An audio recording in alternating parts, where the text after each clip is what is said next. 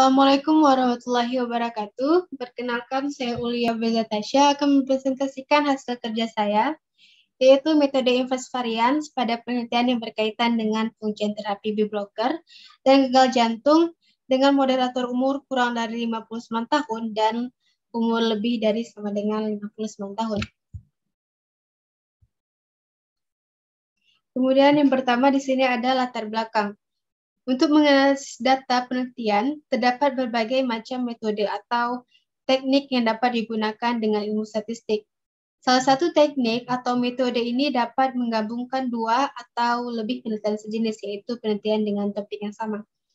Statistik itu banyak digunakan dalam kehidupan sehari-hari yang berguna sebagai alat untuk menganalisis data penelitian dalam berbagai bidang ilmu.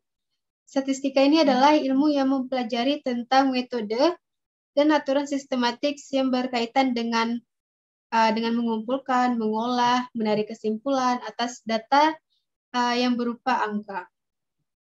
Kemudian ada meta-analisis. Meta-analisis adalah teknik yang digunakan untuk meringkas berbagai hasil penelitian secara kuantitatif dengan mencari nilai effect size. Meta-analisis ini memungkinkan untuk mengkombinasi hasil beragam dan memperhatikan ukuran sampel dan effect size. Menentukan effect size merupakan tujuan utama dari meta-analisis. Effect size ini adalah ukuran besarnya efek, yaitu besarnya perbedaan dan hubungan satu variabel dengan variabel lainnya. Ada beberapa jenis effect size dalam data yang dibangun secara dikotomi, berkesinambungan atau ordinal, sebagai dasar untuk menerima atau mendukung hipotesis. Kemudian pada penelitian ini yaitu penelitian mengevaluasi pengaruh terapi B-blocker untuk pasien gagal jantung di uji klinis untuk memantau efek samping yang ditimbulkan. Terapi B-blocker ini merupakan salah satu pengobatan yang digunakan dalam pengobatan gagal jantung. Meskipun B-blocker ini umumnya mempunyai efek yang menghambat kerja pada sistem saraf, tetapi pada saat ini memiliki banyak yang terbukti bahwa obat ini bermanfaat untuk pasien gagal jantung. Selanjutnya ada rumusan masalah. Dalam penelitian ini digunakan meta-analisis dengan metode pendekatan inverse variance dengan rumusan masalah menganalisis penerapan meta-analisis pada kasus pengaruh terapi B-blocker pada pasien gagal jantung. Kemudian ada tujuan. Penelitian ini bertujuan untuk mengetahui pengaruh terapi B-blocker pada pasien gagal jantung dengan menerapkan metode meta-analisis. Yang terakhir ada manfaat. Penelitian ini bermanfaat untuk menambah wawasan dan ilmu pengetahuan penulis mengenai metode inverse variant pada meta-analisis dan dapat mengetahui terapi yang cocok untuk diberikan kepada pasien gagal jantung. Selanjutnya di sini ada metode. Penelitian ini berkaitan dengan metode inverse variant yang identik dengan meta-analisis. Hal ini berkaitan dengan gagasan yang melampirkan kredibilitas pada penelitian yang lebih besar daripada penelitian yang kecil. Dan untuk merangkum hasil penelitian digunakan indeks kuantitatif effect size yang dapat mencerminkan besarnya hubungan antara variabel masing-masing penelitian. Pada metode inverse variant gabungan masing-masing effect size, itu dibobotkan dengan satu per variansinya. Untuk mengestimasi faktor pembobotan pada metode inverse variant dilakukan dengan mencari nilai odds ratio, dan risk difference. Yang pertama itu ada odds ratio. Ratio ini merupakan peluang terjadinya suatu kejadian dibandingkan peluang tidak terjadinya kejadian tersebut. Jika nilai odds ratio ini kurang dari 1, itu menunjukkan bahwa eksperimen yang dilakukan memiliki resiko lebih rendah dibandingkan dengan grup kontrol. Dan sebaliknya, jika nilai odds ratio-nya itu lebih dari 1, berarti itu menunjukkan bahwa eksperimen yang dilakukan memiliki risiko yang lebih tinggi dibandingkan dengan grup kontrol. Kemudian yang kedua ada risk ratio. Risk ratio ini merupakan perbandingan atau rasio peluang yang terjadi dalam suatu kejadian pada kelompok eksperimen dan kelompok kontrol. Nilai rasio lebih dari 1 ini menunjukkan bahwa peluang pada kelompok eksperimen lebih besar daripada kelompok kontrol dan begitu juga sebaliknya. Sedangkan jika nilai risk ratio-nya itu sama dengan 1 atau mendekati, maka itu tidak ada hubungan perbedaan antara dua kelompok tersebut. Kemudian yang terakhir ada risk difference. Risk difference ini merupakan selisih atau perbedaan dari dua resiko. Risk difference ini memiliki jangkauan terbatas, yaitu dari -1 sampai dengan 1. Risk difference ini dapat dihitung untuk setiap penelitian. Risk difference juga didefinisikan untuk menggambar perbedaan aktual dalam resiko kejadian yang diamati antara intervensi eksperimental dan juga pada kelompok kontrol. Kemudian ada data. Data adalah catatan atau kumpulan fakta. Data yang diperoleh pada dasarnya adalah kumpulan informasi atau juga keterangan dari sesuatu yang diperoleh melalui pengamatan atau juga mencari sumber-sumber tertentu. Dataset pada penelitian ini terdiri dari 29 studi yang dibagi dalam 2 subkelompok. Dan berikut adalah tabel yang merangkum karakteristik masing-masing penelitian yang diikutsertakan dalam analisis. Di mana di sini bisa kita lihat bahwa AJ itu yaitu frekuensi event dalam grup eksperimen pada penelitian KJ, BJ yaitu frekuensi no event dalam grup eksperimen pada penelitian KJ, CJ yaitu frekuensi event dalam grup kontrol pada penelitian KJ, DJ frekuensi no event dalam grup kontrol pada penelitian KJ, N1J yaitu banyaknya partisipan pada grup eksperimen pada penelitian KJ, dan yang terakhir yaitu N2J, banyaknya partisipan pada grup kontrol pada penelitian KJ. Selanjutnya di sini kita dapat melihat metode inverse varian pada kelompok umur kurang dari 59 tahun. Yang pertama itu ada odds ratio-nya. Berdasarkan tabel odds ratio di sini, dapat kita lihat bahwa penelitian dilakukan oleh MDC memiliki nilai odds ratio yang terbesar, dan penelitian dilakukan oleh Colucci ini memiliki nilai odds ratio yang paling kecil. Penelitian dilakukan oleh MDC ini memiliki nilai odds ratio yang lebih dari 1, yaitu artinya risiko umur kurang dari 59 tahun ini meningkat dari pasien gagal jantung yang mendapatkan terapi B-blockers dibandingkan dengan grup kontrol. Berdasarkan OpenR, dapat kita lihat bahwa nilai fixed effect model dan juga nilai random effect modelnya ini memiliki nilai p-value-nya itu kurang dari 0,05. Sehingga nilai fixed effect model dan random effect model cukup signifikan untuk mewakili dari 11 penelitian. Kemudian ada risk ratio. Risk ratio untuk umur kurang dari 59 tahun. Berdasarkan tabel ini, dapat kita lihat bahwa penelitian dilakukan oleh MDC itu memiliki nilai yang paling besar, dan penelitian yang dilakukan oleh Colucci memiliki nilai risk ratio yang terkecil. Di sini juga kita bisa lihat bahwa nilai fixed effect model dan random effect modelnya ini memiliki nilai p-value-nya itu kurang dari 0,05. Sehingga fixed effect model dan random effect model ini cukup signifikan untuk mewakili penelitian dari studi ini. Hal ini mengartikan bahwa terdapat pengaruh pemberian terapi B-blocker terhadap kualitas hidup pasien gagal jantung. Di sini bisa kita lihat nilai tau kuadratnya yaitu 0,0100, nilai H-nya 1,09, dan I kuadratnya 15,8%. Semua jumlah ini menunjukkan heterogenitas statistik yang hadir itu adalah rendah. Kemudian ada risk difference pada umur kurang dari 59 tahun.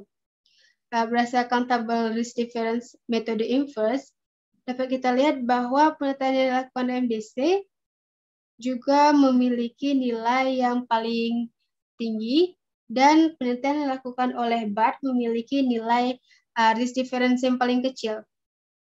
Dan juga di sini kita bisa lihat bahwa nilai fixed effect model dan random effect modelnya itu kurang dari 0,05. Dan hal ini mengartikan bahwa terdapat pengaruh pemberian terapi B-blocker terhadap kualitas hidup pasien gagal jantung. Di sini bisa kita lihat nilai tau kuadratnya yaitu 0,0001, nilai H-nya 1,03, dan nilai I kuadratnya yaitu 6,2%. Dan semua jumlah ini menunjukkan heterogenitas statistik yang hadir adalah rendah. Kemudian ada forest plot untuk odd ratio umur kurang dari 59 tahun. Dari forest plot ini kita bisa lihat nilai odd ratio pada penelitian yang dilakukan oleh MDC memiliki nilai yang paling besar dan penelitian yang dilakukan oleh Colucci ini memiliki nilai odd ratio yang paling kecil. Di sini kita bisa lihat nilai odd ratio pada fixed effect model yaitu sebesar 0,71 yang artinya bahwa kemungkinan kejadian perpenelitian di subgrup pada kelompok eksperimen sekitar 0,71 kali lebih besar daripada peluang kelompok, sehingga dapat dikatakan bahwa terapi B-blocker pada pasien gagal jantung umur kurang dari 50 tahun tersebut berpengaruh. Kemudian di sini juga kita lihat forest plot untuk risk ratio umur kurang dari 59 tahun. Di sini bisa kita lihat bahwa nilai odd ratio pada fixed effect modelnya yaitu sebesar 0,74, yang artinya bahwa kemungkinan kejadian perpenelitian di subgrup pada kelompok eksperimen sekitar 0,74 kali lebih besar daripada peluang kelompok, sehingga dapat dikatakan bahwa terapi B-blocker pada pasien gagal jantung ini berpengaruh. Kemudian ada forest plot risk difference pada umur kurang dari 59 tahun. Di sini dapat kita lihat terdapat perbedaan antara kelompok kontrol dan kelompok eksperimen, walau tidak begitu besar. Kotak yang berwarna abu-abu ini merupakan besarnya nilai bobot pada penelitian. Dan dapat kita lihat bahwa penelitian yang dilakukan oleh MDC memiliki nilai risk difference terbesar, yaitu 0,01. Dan penelitian yang dilakukan oleh BAT memiliki nilai risk difference yang paling kecil. Di sini bisa kita lihat bahwa nilai risk difference pada fixed effect model sebesar minus 0,03. Yang artinya bahwa kemungkinan kejadian penelitian di subgrup pada kelompok eksperimen sekitar 0,03 kali lebih kecil daripada peluang kelompok, sehingga dapat dikatakan bahwa terapi B-blocker pada pasien gagal jantung ini berpengaruh. Kemudian kita masuk ke metode inverse varian pada kelompok umur lebih dari sama dengan 59 tahun. Yang pertama ada odd ratio. Berdasarkan odd ratio ini, yang ada di sini, kita dapat lihat bahwa penelitian yang dilakukan oleh Christmas memiliki nilai odd ratio terbesar yaitu sekitar minus 1,3550. Akan tetapi, penelitian yang dilakukan oleh Fisher memiliki nilai odd ratio terkecil yaitu 0,1667. Penelitian ini dapat kita lihat nilai fixed effect model dan random effect modelnya itu kurang dari 0,05. Sehingga dapat kita simpulkan bahwa nilai ini cukup signifikan untuk mewakili dari 18 penelitian. Hal ini mengartikan bahwa terdapat pengaruh pemberian terapi B-blocker terhadap kualitas hidup pasien gagal jantung. Di sini kita bisa lihat nilai tau kuadratnya yaitu 0,347, nilai hanya 1,45, dan nilai I kuadratnya itu 52,7%. Dan semua jumlah nilai ini menunjukkan heterogenitas statistik yang hadir adalah sedang. Kemudian ada risk ratio untuk umur lebih dari sama dengan 59 tahun.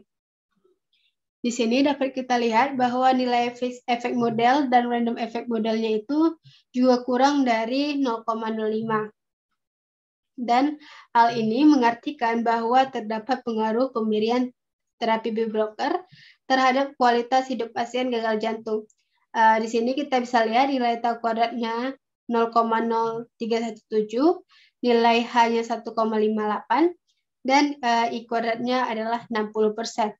Di sini juga kita dapat bisa lihat bahwa penelitian yang dilakukan oleh Christmas memiliki nilai risk ratio lebih besar dibandingkan dengan nilai yang dilakukan oleh Fisher. Kemudian ada risk difference untuk umur lebih dari sama dengan 59 tahun. Berdasarkan tabel risk difference metode inverse variance ini, dapat kita lihat bahwa penelitian dilakukan oleh Christmas juga memiliki nilai yang paling besar, dan penelitian yang dilakukan oleh Fisher memiliki nilai yang paling kecil. Penelitian yang dilakukan oleh Christmas ini memiliki nilai risk difference kurang dari 1, yaitu artinya resiko umur lebih dari sama dengan 59 tahun menurun dari pasien gagal jantung yang mendapatkan terapi beta blocker dibandingkan dengan grup kontrol. Berdasarkan output R ini juga kita dapat lihat bahwa nilai fixed effect model dan random effect modelnya ini memiliki nilai p-value-nya kurang dari 0,05. Dan hal ini mengartikan bahwa terdapat pengaruh pemberian terapi beta blocker terhadap kualitas hidup pasien gagal jantung. Nilai tau kuadratnya yaitu 0,0005, nilai hanya 1,47, dan nilai I kuadratnya yaitu 54%. Sehingga pada penelitian ini heterogenitasnya yaitu sedang. Selanjutnya ada forest plot untuk umur lebih dari sama dengan 59 tahun. Berdasarkan plot ini, kita bisa lihat bahwa terdapat perbedaan antara kelompok kontrol dan juga kelompok eksperimen, walaupun tidak begitu besar. Di sini kita bisa lihat bahwa nilai odds ratio pada fixed effect modelnya sebesar 0,69, yang artinya bahwa kemungkinan kejadian perpenelitian di subgrup pada kelompok eksperimen sekitar 0,69 kali lebih besar daripada peluang kelompok, sehingga dapat dikatakan bahwa terapi beta blocker terhadap pasien gagal jantung umur lebih dari 59 tahun ini berpengaruh. Kemudian ada forest plot risk ratio. Di sini bisa kita lihat bahwa nilai risk ratio pada fixed effect modelnya itu sebesar 0,75, yang artinya bahwa kemungkinan kejadian perpenelitian di subgrup pada kelompok eksperimen sekitar 0,75 kali lebih besar dibandingkan dengan peluang kelompok, sehingga dapat dikatakan bahwa terapi beta blocker pada pasien ini berpengaruh. Kemudian yang terakhir ada forest plot risk difference pada umur lebih dari sama dengan 59 tahun. Di sini bisa kita lihat bahwa nilai risk difference pada fixed effect modelnya itu sebesar minus 0,04. Yang artinya bahwa kemungkinan kejadian perpenelitian di subgrup pada kelompok eksperimen sekitar 0,04 kali lebih kecil daripada peluang kelompok, sehingga dapat dikatakan bahwa terapi beta blocker pada pasien gagal jantung pada umur lebih dari sama dengan 50 tahun tersebut berpengaruh. Di sini juga kita lihat bahwa terdapat perbedaan antara kelompok kontrol dan juga kelompok eksperimen. Dan kotak berwarna abu-abu ini juga merupakan besarnya nilai bobot pada penelitian. Baiklah, sekian presentasi dari saya. Assalamualaikum warahmatullahi wabarakatuh.